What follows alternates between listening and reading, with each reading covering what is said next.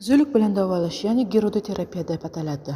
Zo'lik so'lagida gerodin moddasi bor bo'lib, u qonni suyultiradi, trombni kamaytiradi, qon aylanishini yaxshilaydi, yallig'lanishni pasaytiradi. Qaysi kasalliklarda qo'llasa bo'ladi? Gipertoniya kasalliklarida ateroskleroz, varikoz, tromboz, osteoxondroz, bosh og'rig'i, varikoz, oyoqlardagi shish, ginekologik kasalliklarda hamda insultdan keyingi reabilitatsiyada qo'llasa bo'ladi. Qachon qo'llab bo'lmaydi? Qon kamligi, ya'ni gemoglobin pastligi, past qon bosimi bo'ladigan bo'lsa, homiladorlik davrida yaxshi qon ivmasi, ya'ni gemofiliya kasalliklari bo'ladigan bo'lsa, zo'lik umuman qo'llab bo'lmaydi. Yana zo'likka allergik holat kuzatiladigan bo'lsa, qo'llash mumkin emas. Zo'lik bilan davolash, ya'ni gerodoterapiya deb ataladi. Zo'lik so'lagida gerodin moddasi bor bo'lib, u qonni suyultiradi, trombni kamaytiradi, qon aylanishini yaxshilaydi, yallig'lanishni pasaytiradi.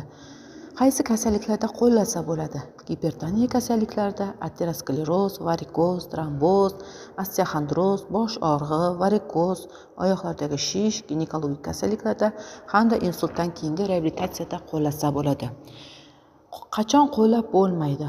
Qon kamligi, ya'ni gemoglobin pastligi, past qon bosimi bo'ladigan bo'lsa, homiladorlik davrida yaxshi qon ivmasi, ya'ni gemofiliya kasalliklari bo'ladigan bo'lsa, zo'lik umuman qo'llab bo'lmaydi. Yana zo'likka allergik holat kuzatiladigan bo'lsa, qo'llash mumkin emas.